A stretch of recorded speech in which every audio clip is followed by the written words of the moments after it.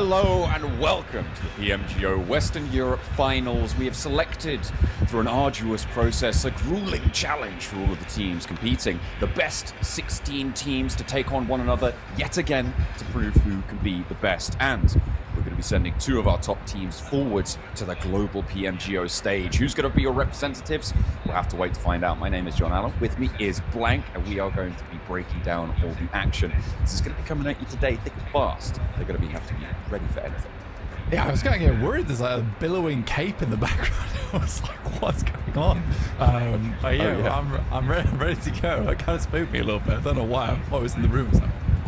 But yes, two of these teams will be heading through to PMGO, which is the big deal here. It's the big ticket item on the prize list. Not only that, but money as well, because there's $23,000 on the line here on the grand finals, which is very, very cool.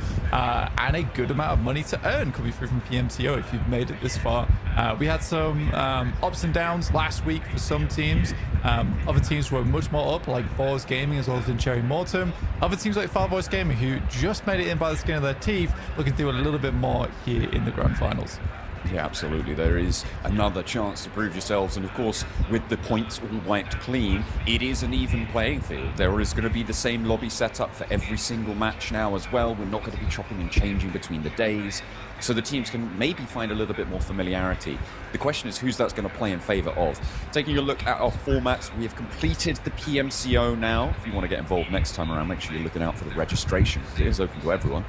In-game qualifiers are available. But we've done those first three stages. We are into the grand finals, of course, today being May 8th as a time of broadcast. $23,000 is Blank told you earlier, just before, and the top two teams going to PMGO. That is what we've got in store for you over the next 3 days, including today.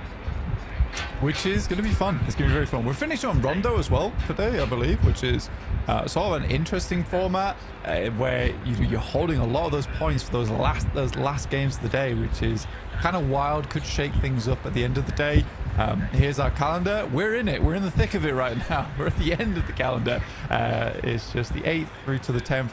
So at least you know that if you want to catch that final day, be here in 2 days. But I recommend you stick around for the entirety, because it is going to be a great time. First place will be earning themselves $6,000. Second place with $4,000, and third with $2,450. So there is a lot of money on the line. And just for being here, you get $250 total. Absolutely, you were able to earn that after having already earned at least, well, I think actually already, was it 200, I think, for placing 16th minimum? So everyone here will be already have earned from that from PMCO. Either way, it will be with a guaranteed 250 prize, as well as some accolades on that side as well. Every chicken dinner is worth $100, MVP $700, our top fragger as well will get $500. MVP and top fragger may well go to the same person, so if you're out for blood, make sure you can earn the cash for it. That's what is going to be on the cards. The point system, you should be used to it by now if you've been watching PUBG Mobile for a while, or if you're tuning back in from 2019, then it will be a little bit different. But 10 points for the chicken dinner remains, and 1 point per elimination. Which is very regular. I mean, I do miss the days of PEC where you got 2 elims for 2 points for each elim that you got in the first 2 zones. That was always fun to watch, but this is much more fair, I would say. And if we still had that in play, Rondo would be an absolute nightmare in terms of those performances. But here are our playing teams for today. The notable ones are Boars Gaming, Kodiak, Hatyara Crew, and Cherry Mortem. Outside of that, I would say SWAT Europa, Gods Reborn, both very, very good teams, as well as Golden Guardian. Some of these other squads have fought tooth and nail to be here, but maybe we're a little bit lower down on the list. Now, I'm kind of wondering about Gods Reborn as well as SWAT Europa. Do we get the continuation, goodness me, of the hot drop over in Pachinki or not? Do we do something a little bit different? I mean, we'll literally just have to wait and see, because it really played badly. More so for SWAT Europa than Gods Reborn, but still, neither of them really had a happy time and hampered their point scoring ability because of it. We've got 3 Erangels today, and of course, generally it makes up 50% of the map pool. As you highlighted before as well, Rondo to close the day. We've normally seen it stacked towards the start of days before, so it'll be interesting to see teams going to be able to keep up the stamina, right? Because Rondo is such a big point earning game Are we going to see teams come into this game later feeling a little bit tired, not able to get it done? And by extension, if everybody's feeling a bit tired, are there going to be more mistakes? Are there going to be more early game eliminations? No, it's a good point. I think that, you know, by the 5th match, you're already kind of tired at that point. I always do think the 6-match set is very brutal overall, but it is fun to watch. But that Rondo, the last game, keeping up that momentum is going to be difficult. So will it diminish the amount of eliminations? Will you try and keep something in the reserves for that game? If you went out early, any of the other matches, you might have an advantage, right? You've had a big relax, you had a big break up until that Rondo. So it's going to be interesting. It definitely will change things up in terms of the standings.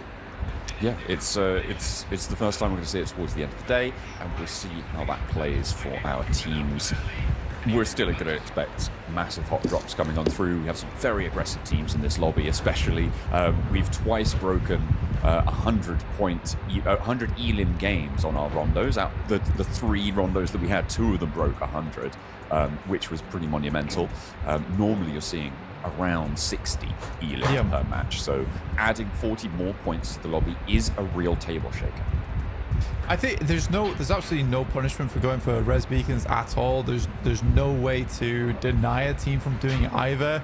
I think that is probably Rondo's biggest issue, right?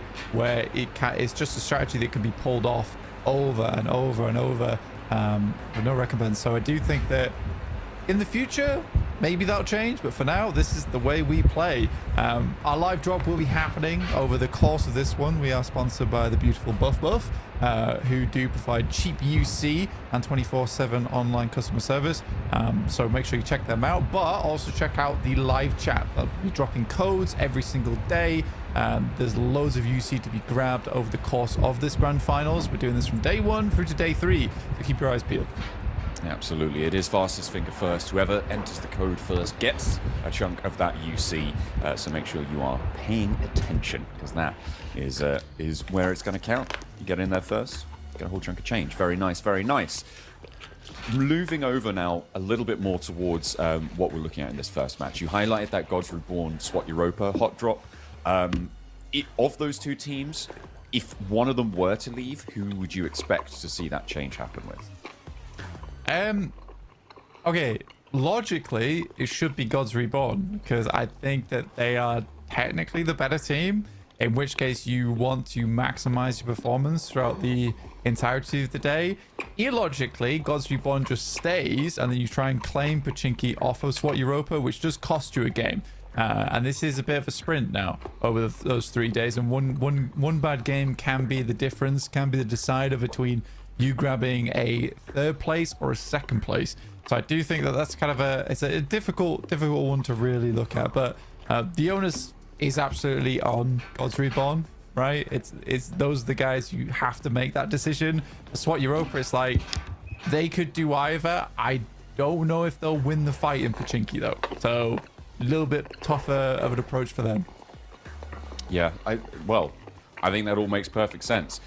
It would be. It's always fun to see an early game hot drop, right? It's exciting, it's fun, but it plays havoc with your points, especially when you're playing 50% of your maps on a hot drop.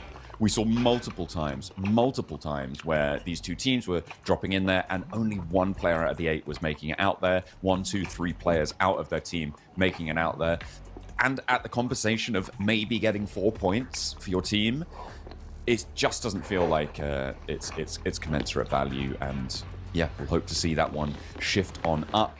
A lot of difficult rotations have been seen so far on our air angles as well. We've had military islands, we've had some nasty plane paths as well on that south side, so maybe that's shaken the nerves a little bit, but hopefully they've had time to calm down and come into this one with level heads. And maybe that's the thing, right? Maybe they've had time to re-strategize into this one, coming off of a week of downtime.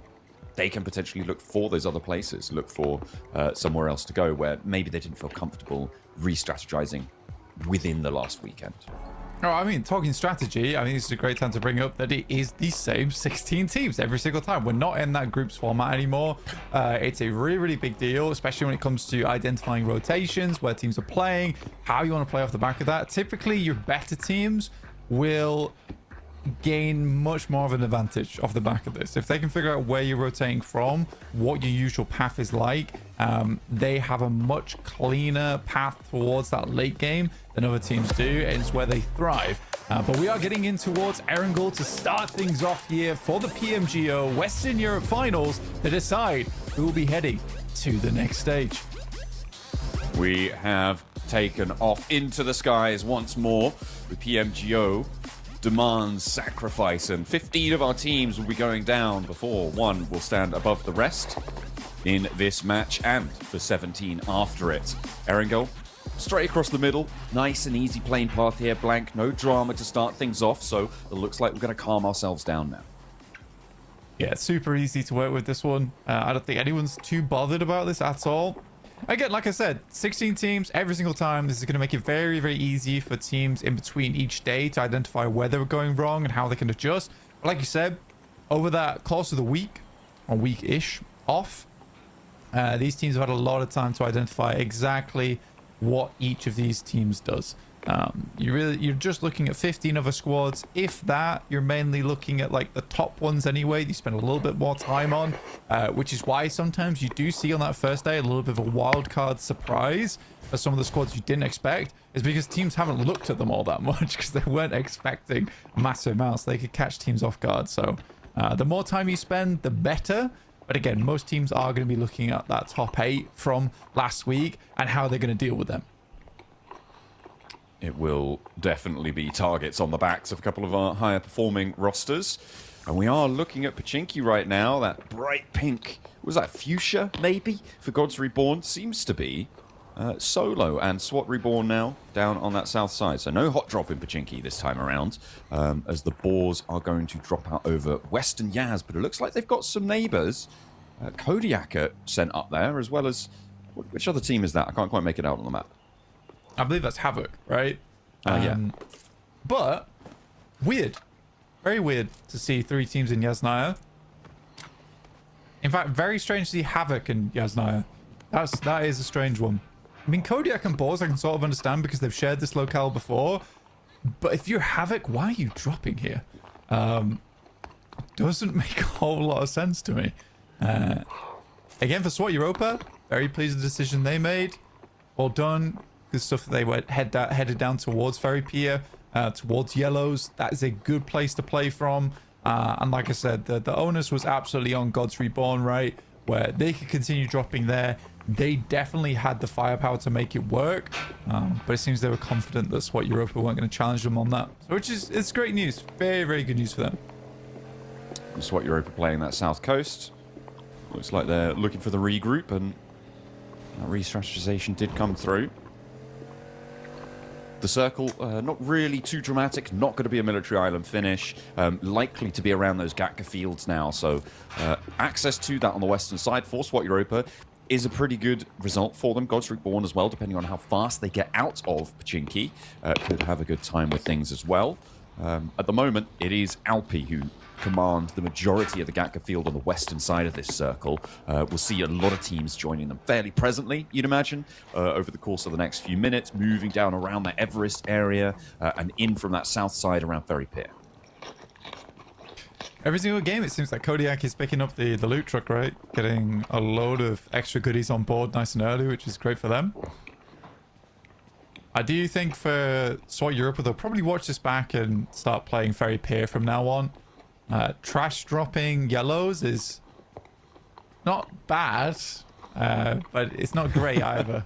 You'd much rather pick up the entirety of Ferry Pier, because it feels like right now TBSS is playing this sort of like also trash split drop on the eastern side of Quarry.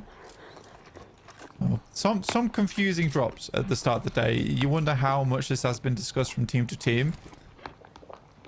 There's a lot of times what you would do is you'd start your day, you talk to every other squad, you'd be like, this is what we're calling dibs on. It's generally the done thing, but a lot of times teams will go against it. Then you get situations like this where squads aren't really sure where to drop. And also, some of these teams will be a little bit less experienced, right? And maybe they're not sort of settled into the idea of that, or playing in that sort of strategy. So we could be seeing the artifacts of that as well. It could also be just a probing match, right? They're sort of dropping near where they want to drop, but not going in there to see who's going to try and drop in there instead of them, or if they're going to face a hot drop going into the rest of the matches.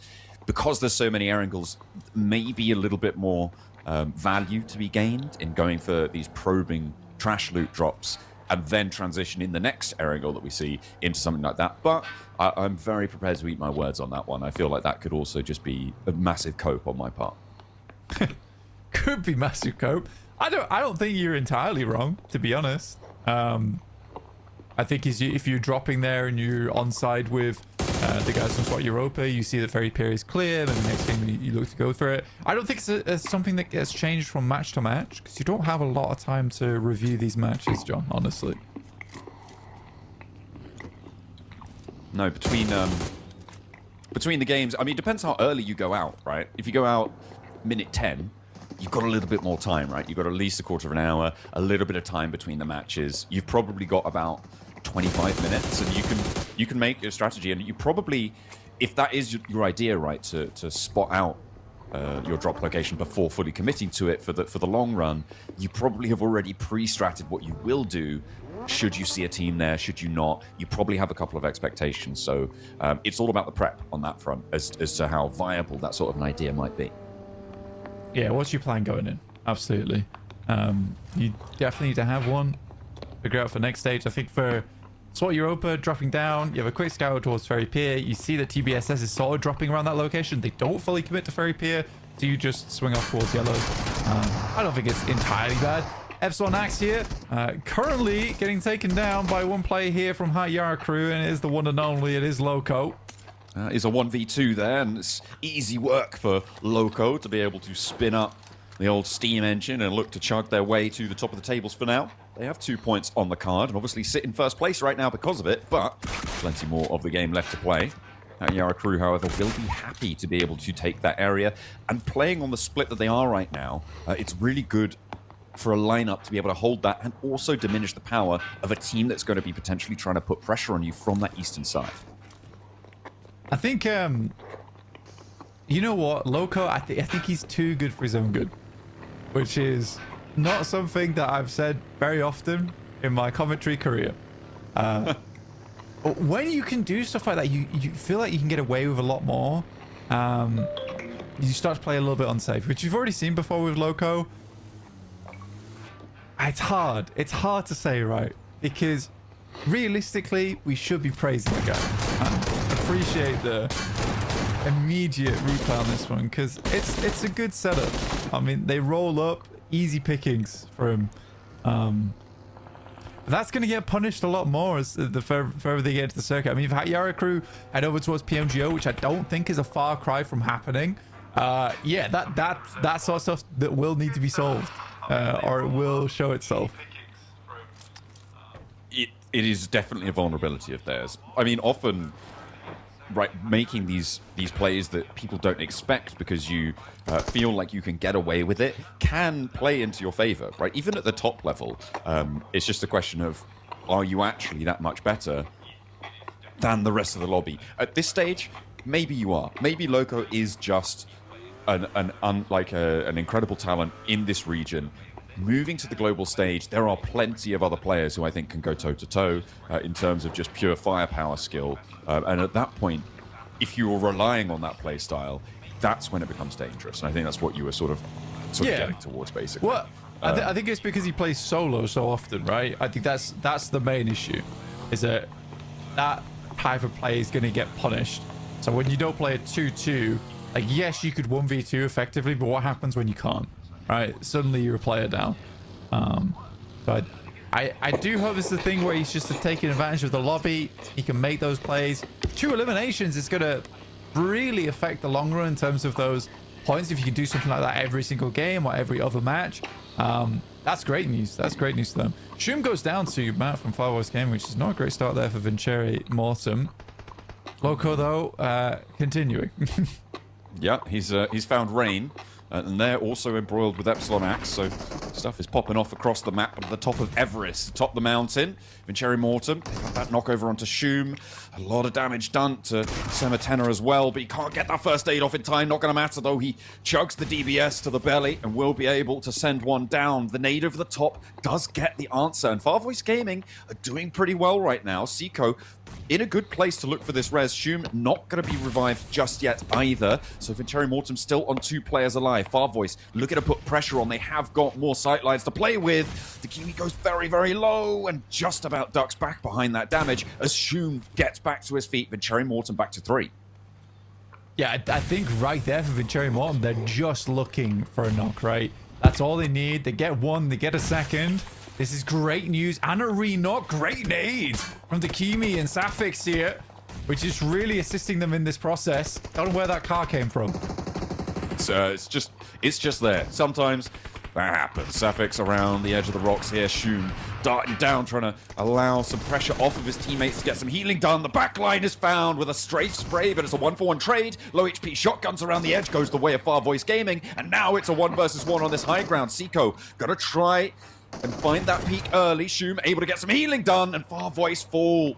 1 player is the cost of it. They get 4 points on the board, but Far Voice cannot stand the test.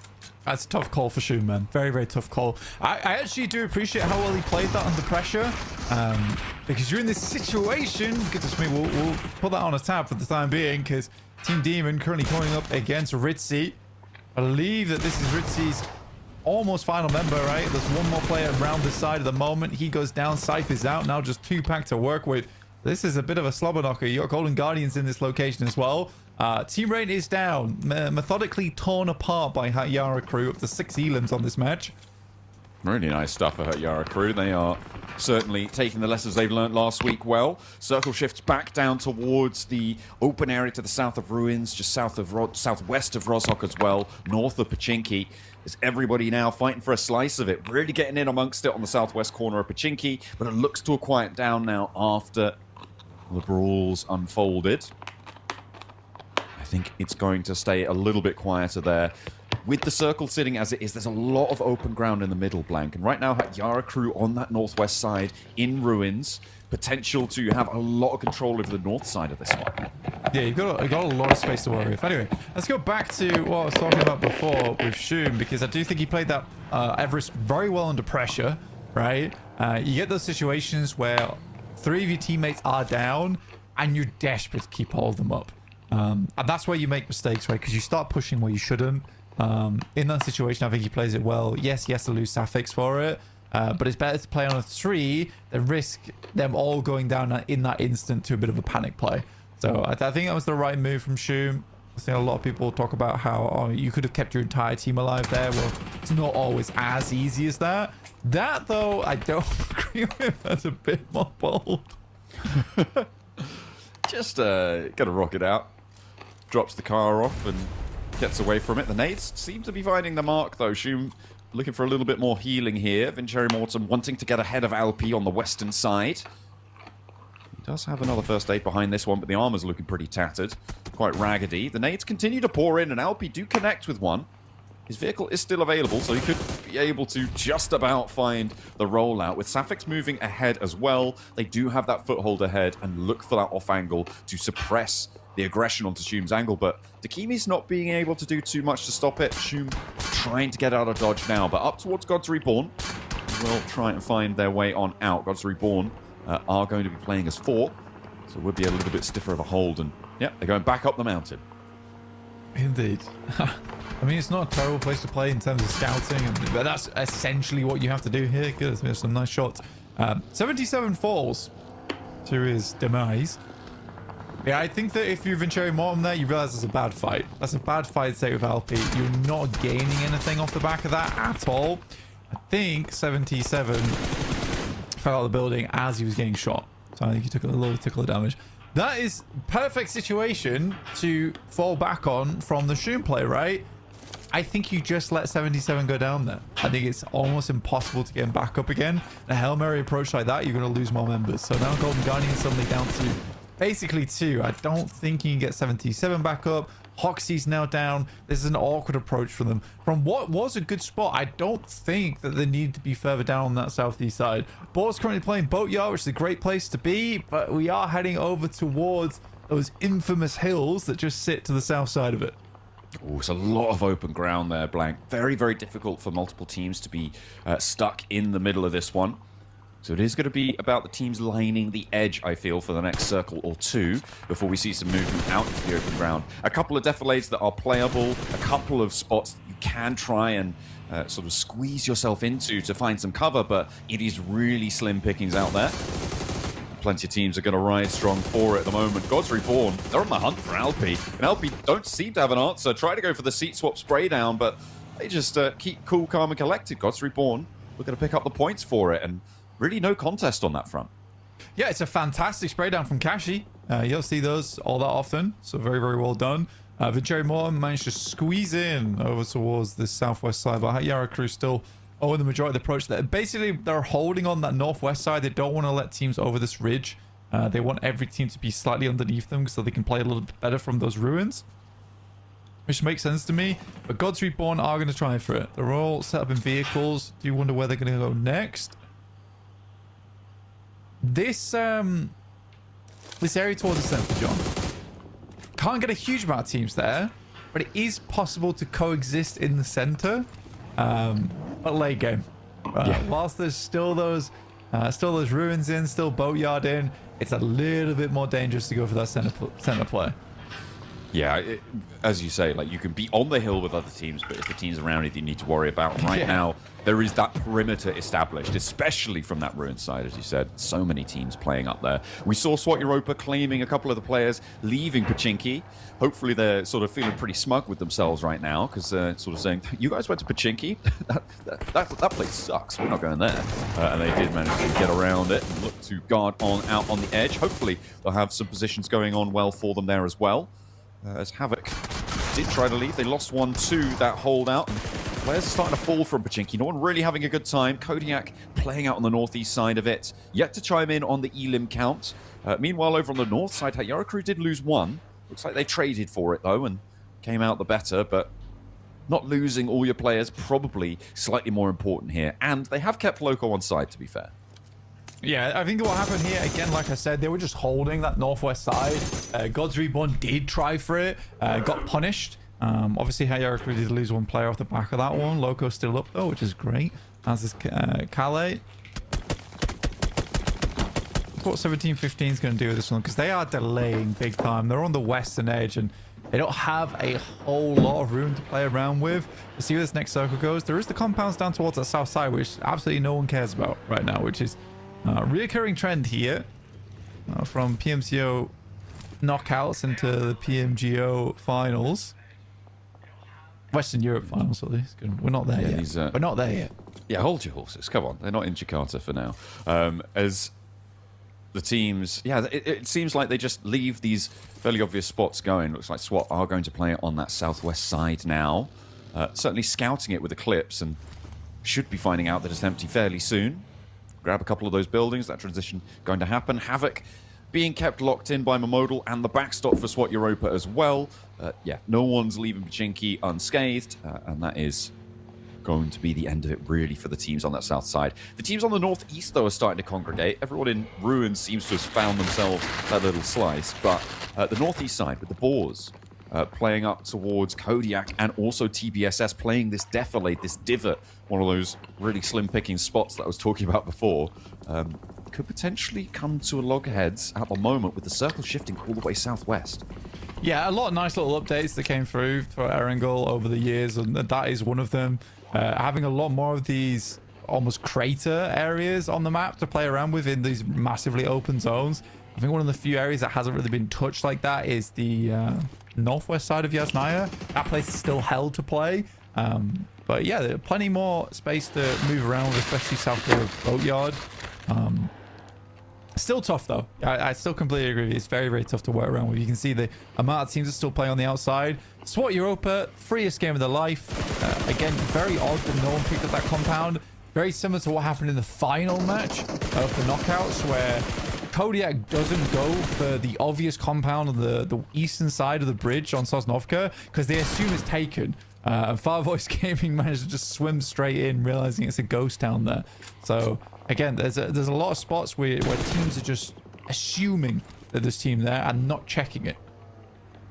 Yeah, a little bit slow on the scouting. Boars are going to look to leave Boatyard now. Hopefully they've been doing their due diligence and coming through with a little bit of scouted info. Only time will tell. For now, they have been fairly quiet. No elims so far, just been holding their ground, starting to poke their noses out. Yara crew, they lost one. Loco was down, but he did just get rezzed there. Vincere Mortem with their one player left standing. Launching some ordnance, lining up the spray with the AUG, but it's not quite connecting. And the nade on the top, really not going to go the distance either. Shotgun now. Wanted to try and just tag something on, but there's an off angle. There's a third party. No, hang on a minute. That did come from Dakimi. How on earth did he manage to get that amount of damage over towards Lazzy? May have been a third party to tickle him down lower. These nades just really not finding the distance. They're sitting on top of the wall. I mean, I know what Loco's trying to achieve with these, which is an air burst over the top because it's a bit awkward to get a nade over there. But yeah, not easy. Not easy. 3 nades still remaining to play around with. But still a 9 elim game up towards the top 10. It's not bad. Not bad at all for that Yara crew. The position they're playing. It's always funny watching like the PMCO knockouts into this stage of play because players are getting to that point where they are very, very good. You know, we are looking at some very good teams, some emerging talent. We also have that situation where everyone has the same idea in mind of there's no way that compound is not taken, right? We all do it in our own games, but we assume a compound is not free because it's the right thing to say because that's a game-winning compound. That's what Europa has. So we just think to ourselves, you know, there's no way we can grab that. But when everyone in the lobby does the same thing, you suddenly have a lot of spaces on the map and we're just completely open. Sticky bomb over the top. 2 of them. Oh. You madman. Okay, and then Rob's able to get a knock from that first one, doing so much damage to TBSS. Snoix is there. Ragnazada with the long angle. Terminus keeping their back flank safe as well. Rob's in a position to be resable here, as long as they got that damage done. Tornado, really not on the best of luck with his teammates right now. There's that off angle from Ragnazada. Really well held by the Boars. The hop up, Dakimi really giving the last 2, well, not the last 2 players, but the 2 players in this fight from that Yara crew the runaround. He is being a little bit rascally there. Loco wanting to put an end to this chaos, but seemingly unsuccessfully steps out into the blue zone. Does manage to get a bead on him, but shoots around his feet. Makes him dance a little, but that's not going to be a point. I do love that. It's like not a play that a lot of people would go for, but it's that play that Loco absolutely would. Going for it again. He's just taking the fight to him. Lazzy will finish him off there. That's tough because suddenly there's a new angle you have to worry about if you are Dakimi. No longer you just worry about what's in front of you. You don't know when Loco's going to peek from behind. So I think when Lazzy does go for that inevitable peek around the side, you are so perplexed. So I think that's a great move from Loco, if not just to put the fear of God in him, right? That's it. Hey, that's aura, man. That's what you need sometimes in that scenario. 3 players, 10 elims, already a brilliant match from Yara crew. A lot of teams now looking to convert on the point scoring potential, but it seems like that opportunity is just going to get denied to them. With Calais actually not even going down there either. That's a really solid transition down to the south. They did get the points for that one, though. Hang on a minute. Where do they go? Yeah, I don't know. I feel like they picked those up. Did that go over to SWAT, maybe? I think someone else managed to steal them away. Yeah, must have done. Weirdly enough. Not sure how that happened. But for Yara crew, yeah, not a bad game. Not a bad game playing in from Ruins. I think this was your pick as well in terms of predictions. I had them in my top 3. I had them in 3rd, though. I'm reasonable. So I'm pretty smug right now. Although it is 1 of 18, so you know, I'll keep it under wraps for the smugglers for the time being. No nades for Robs. You would love to launch some ordnance over towards TBSS. They have been playing in those craters that you talked about earlier. One of the downsides of those craters is that they are just nade funnels, right? You just plonk those nades over the top. More than likely, you're going to be able to find some damage. The M1 not quite connecting over towards Zada. Team TBSS really not finding those damaging openings. And they have Robs now starting to peek, getting antsy. He doesn't have any nades or anything, so he says, you know what, I'll do it the old-fashioned way. Stoics is there to play as well, and now it's just Albana left standing for Team TBSS, and to his credit, does manage to get something done, although that does come through from Kodiak across the way, who have been watching this fight unfold before them. I mean, Terminus has to get in the vehicle right now. He can't really wait too long. I think they're just on the edge of the blue, so it's just fine. It's a quick smoke down. Yeah, my model finding that. I do wonder if Kodiak is just going to rock up. Now, that is a very 20? aggressive rock up from 20. I think he is used to bullying lobbies, and this is not a team you can bully. Yeah, it's not going to happen like that, unfortunately. Can't quite find the opener, but let's see if the rest of Kodiak can do the job. They have got 2 players now left standing. They've sent another solo player up into the fight. However, it is now a much more diminished Boars that they're going to find on the receiving end. Not really going to get success that way either. And with the zone closing in 20 seconds, they're going to have to leave this spot as well. And it's SWAT Europa from across the zone in their building still blank, who are just taking shots out their way. 5 elims for SWAT. Yeah, not terrible. Not terrible at all. I sort of understand the Sticky Bomb there. Tries to go for the finish on the knock, but that's already done. IR crew having a little look across themselves as well. For Boars, pretty good resilience, being able to survive that one. I think Kodiak gets way too aggressive. That position had a lot of sight lines on towards it. That might explode the vehicles there. I don't know how he really squeezes out from it, but Cass is on the edge of the blue. We'll see what we can do with this one. Boars might have a beat over towards him from Wagnerzada. The blue zone. Yeah, he's been spotted there. Goes down to the play zone, though, so point denied. Again, Yara crew will not be earning that point, unfortunately. On the north side, they have got quite a bit of control, but it's SWAT Europa on the inside of these, and, well, rather, on the roofs of these buildings, on the inside of this compound, that are going to have so much oversight for this next circle. But if they have to leave, if Yara crew can weather that storm, or if the remnants of the Boars can weather that storm, there is a potential that they could turn this one around. I wonder if Wagnerzada has a sight line over towards us. I mean, it looks like he should do. He just made that peak. The model had to move over the top, I think, kind of baiting out the shots a little bit. Move around to the side. That's what Europa is. This is just a shooting gallery for them, right?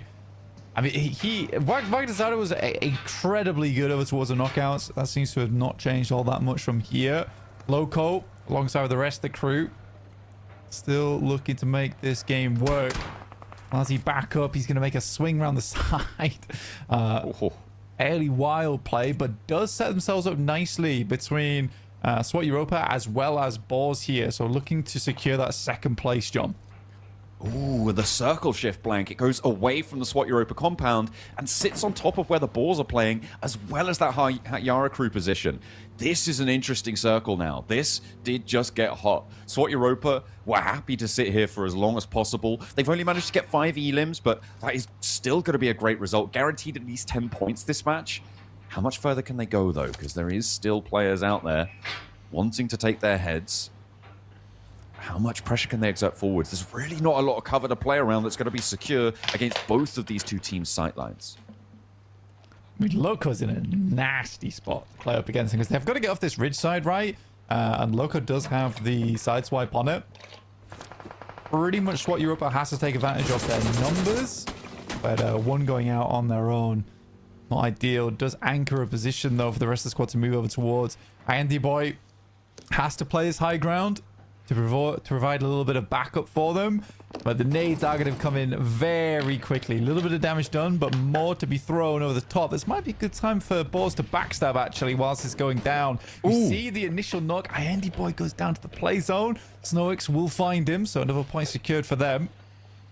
I think he took a lot of damage and was just in the blue. Big nade from Loco.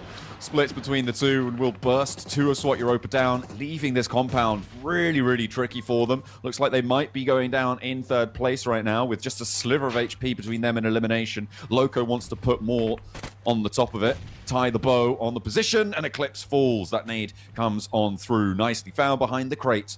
And Lazzy, the one to be able to put that one there. 13 elims, and now they're looking for the Boars. 3 versus 2. Wagnerzada spotted, and he's a sitting duck for the spray down. Now the last player to stand for the Boars in the way of Yara crew. And I just don't believe it's gonna happen. Snowyx, he's a mighty fine player, but is he this good? I don't know. That's a wild spray coming through from these incredibly accurate grenades on top of it. I don't don't even know how he spotted him. Obviously, we've got the X-ray vision, so it makes it a little bit different for us. But Hatyara crew on for a fantastic game. I mean, Snorks has got the MK14, but that's about it. And it will be Hatyara crew taking themselves the first chicken dinner of the PMGO Western Europe Finals. Yeah, very, very well done. Very well done. I don't know how he spotted Baghdasada. I think he must have seen the barest amount of his back there. Yeah, it was really, really pixels involved on that situation. 15 elims found as well for Hatyara crew. They are coming out the gate swinging, and that is a great way to start controlling the ruins area. It wasn't an easy road for them, Blank, right? And if you compare that to a team like SWAT Europa, they made fairly by-the-book decisions. They had very clear objectives. There wasn't really a lot of tough decision-making to be made for SWAT Europa. They did very well, don't get me wrong, but I think Hatyara crew have some really solid heads on their shoulders right now. They have seemingly made some